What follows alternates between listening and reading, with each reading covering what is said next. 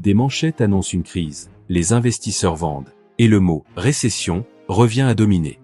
Mais presque personne n'a remarqué que cette tempête a une direction. Et elle pointe vers un nom spécifique. Donald Trump. Et Warren Buffett semble se préparer à un effondrement. Il existe 4 signes concrets, validés par des données historiques qui confirment cette thèse. Aujourd'hui, vous allez comprendre ce qui lie ces facteurs, et surtout, comment protéger votre patrimoine. L'idée d'un effondrement de marché planifié semble exagérée à première vue. Mais et si, au lieu d'une théorie, nous parlions d'une stratégie politique délibérée? Donald Trump, dans sa tentative de retour au pouvoir, adopte des actions qui exercent directement une pression sur l'économie mondiale, des tarifs agressifs, une instabilité institutionnelle et une rupture avec des alliances traditionnelles.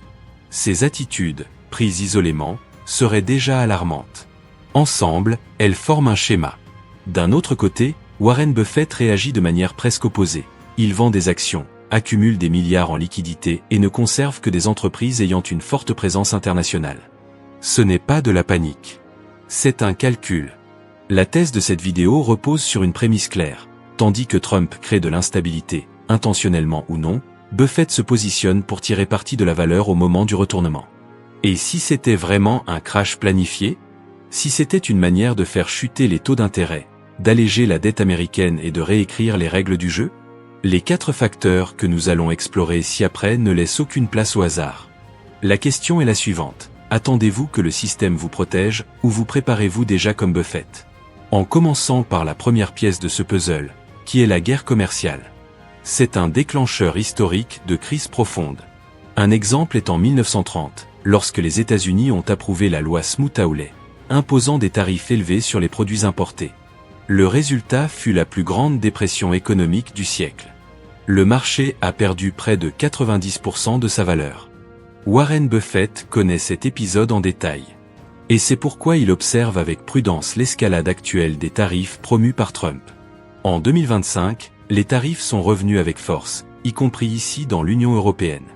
L'argument est le même, protéger les emplois et l'industrie locale. Mais quel est l'effet réel? Disruption des chaînes de production, hausse des coûts et croissance de la méfiance sur les marchés. Buffett a réduit son exposition à des secteurs vulnérables et augmenté sa trésorerie. Il a maintenu des entreprises comme Apple, qui ont des opérations globales solides et une capacité d'adaptation. Si une entreprise des États-Unis dans laquelle vous investissez dépend fortement de l'importation de matières premières ou de l'exportation de produits, elle se trouve au cœur de ce risque. Plus de 40% des revenus provenant de l'étranger peuvent être un indicateur pour rester vigilant. La guerre commerciale n'est pas une menace lointaine. Elle a déjà commencé.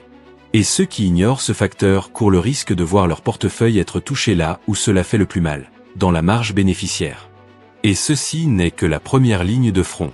Le deuxième facteur est encore plus instable et potentiellement explosif. Le deuxième facteur qui soutient cette thèse est l'instabilité géopolitique. Au cours de son premier mandat, Donald Trump a clairement indiqué qu'il s'attendait à ce que les pays de l'OTAN augmentent leurs contributions, sous peine que les États-Unis réduisent leur engagement envers l'Alliance. Maintenant, avec son retour, cette pression a de nouveau intensifié. La Russie, la Chine et l'Iran perçoivent ces failles comme des opportunités stratégiques. La guerre en Ukraine se poursuit, les tensions entre la Chine et Taïwan s'aggravent, et le Moyen-Orient revient sur le devant de la scène avec des conflits qui impactent déjà les prix de l'énergie et des matières premières. Pour l'investisseur européen, cela signifie une chose, un risque systémique croissant. Et le marché répond avec une volatilité, mais aussi avec une réallocation de capitaux. Warren Buffett en est conscient. Il a déjà investi dans de grands acteurs de l'industrie de la défense. Non pas par convictions idéologiques, mais parce qu'il reconnaît un schéma. Lorsque le monde devient plus dangereux, les gouvernements augmentent leur budget militaire. Et l'argent doit aller quelque part. En 2022 et 2023, alors que le S&P 500 chutait, ces entreprises ont augmenté jusqu'à 25%. Pourquoi? Des contrats à long terme, des revenus prévisibles et une demande croissante pour des équipements, de la logistique et de la cybersécurité. Voulez-vous suivre ce raisonnement? Cherchez des ETFs qui offrent un accès à ce même secteur, déjà de manière diversifiée. Et ici entre la question pratique. Souhaitez-vous protéger votre portefeuille contre des crises mondiales par des promesses politiques ou par une prévisibilité contractuelle? Car la prochaine vague d'instabilité ne viendra peut-être pas d'un missile, mais d'une décision sur les taux d'intérêt. Et c'est ce que nous allons examiner maintenant. Le troisième facteur est une manœuvre politique déguisée en économie, la pression en faveur de taux d'intérêt plus bas. Trump sait quel impact cela a. Des taux bas rendent le crédit bon marché, stimulent l'immobilier, relancent la bourse. Et plus important encore, ils allègent le coût de la dette publique américaine qui dépasse déjà 34 trillions de dollars. Ce n'est pas une coïncidence. Au cours de son premier mandat, il a durement critiqué le président de la Fed pour avoir maintenu des taux d'intérêt élevés. Maintenant, avec l'inflation plus maîtrisée et le risque de récession en vue, l'opportunité se présente à nouveau. Une décélération économique forcée pourrait contraindre la Fed à réduire rapidement les taux, exactement comme elle l'a fait en mars 2020. Et que s'est-il passé peu après ? Le S&P 500 a grimpé de plus de 60% dans quelques mois, et le Bitcoin a bondi de 9 000 € à presque 50 000 €. Buffett, pour sa part, ne tente pas de prévoir des baisses de taux. Il observe le cycle, maintient de la liquidité et agit lorsque les prix deviennent illogiques. L'investisseur ordinaire peut adopter une version simple de cette stratégie. Il suffit d'avoir des liquidités sur le compte ou dans des placements à court terme et une liste claire d'actifs à acheter lors des corrections. Parce que si la récession est provoquée pour forcer cette diminution, ceux qui sont préparés ne survivront pas seulement, ils prospéreront. Car ils se sont déjà positionnés à l'avance, pour profiter de la reprise. Et voici le point, si les taux d'intérêt sont réduits, le capital se déplace rapidement. Mais il ne va pas toujours vers des actifs productifs. Parfois, il est utilisé pour consolider le pouvoir. Et c'est exactement ce que révèle le quatrième et dernier facteur.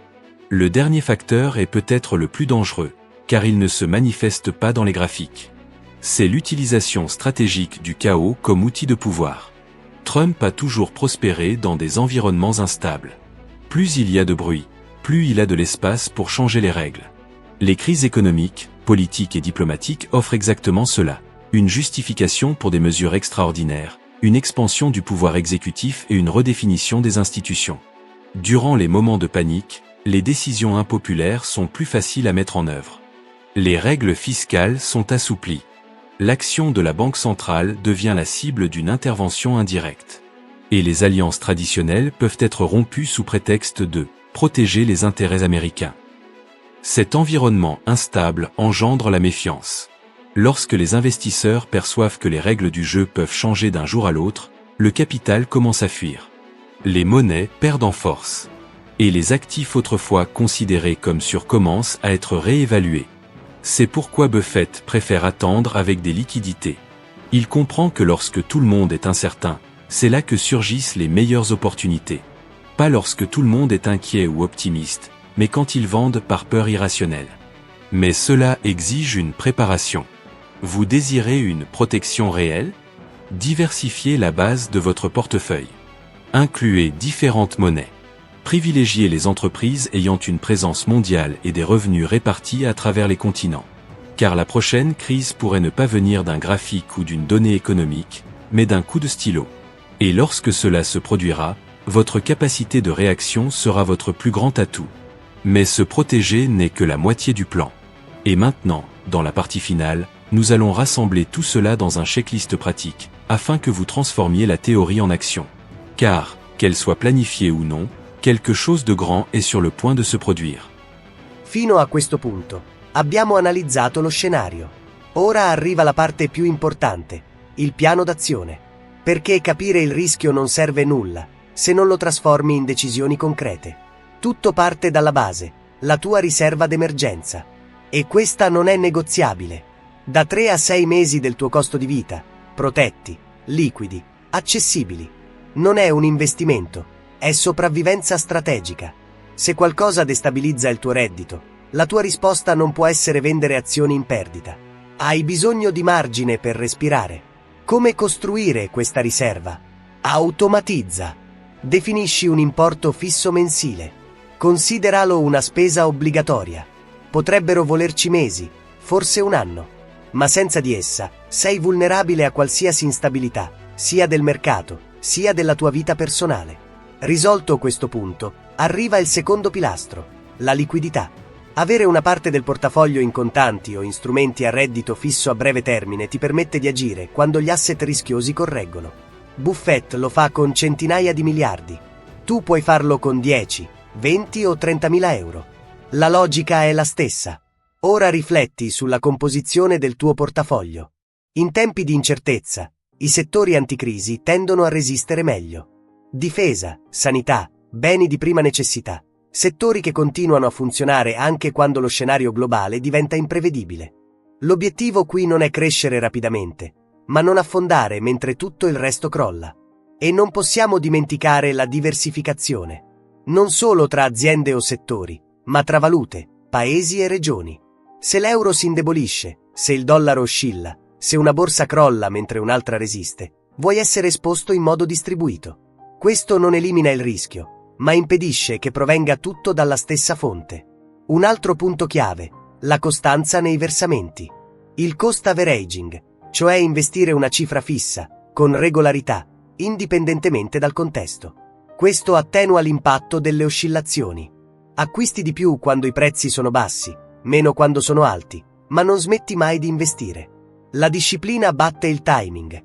E qui arriva l'ultimo avvertimento. Questo non è il momento per usare la leva finanziaria. Evita i debiti e le opzioni più rischiose. Evita di moltiplicare il rischio nella speranza di ottenere rendimenti rapidi. Le crisi mettono a nudo gli eccessi. E ciò che in tempi favorevoli sembra aggressivo, diventa rovinoso quando il ciclo si inverte. La tua priorità ora è costruire un portafoglio resiliente. Una base solida, con liquidità, equilibrio e capacità di reagire. Perché ciò che sta arrivando potrebbe essere caotico, ma tu non devi esserne vittima. Se questo contenuto ti è sembrato sensato, iscriviti al canale, metti like al video e condividilo con qualcuno che ha bisogno di prepararsi quanto te. Ricorda, il caos genera opportunità, a patto che tu sia preparato. Buffett sta aspettando con pazienza. E tu hai il privilegio di agire allo stesso modo. Non per paura, ma per logica. Ci vediamo nel prossimo video.